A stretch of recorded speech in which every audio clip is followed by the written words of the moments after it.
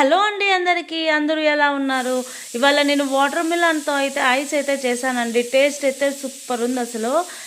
మీరు కూడా ట్రై చేయండి. ట్రై చేసి ఎలా ఉందో కామెంట్ మాత్రం మర్చిపోకండి. ఎలా ప్రిపేర్ చేయాలో చూసేద్దామా? ముందుగా మా ఆయన అయితే పుచ్చకాయ అయితే కట్ చేస్తున్నారండి. లోపలైతే రెడ్గా ఉంది అసలు. చూడ్డానికి చాలా చాలా బాగుంది.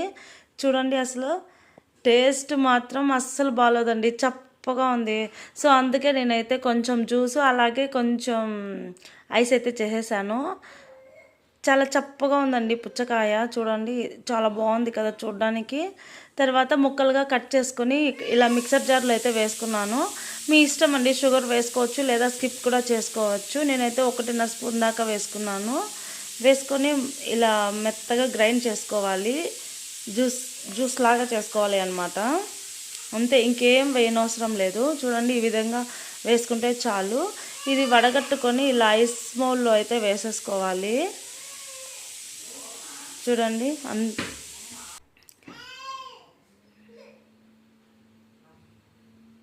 ఇలా ఐస్ మౌల్లో అయితే వేసేసుకోవాలి.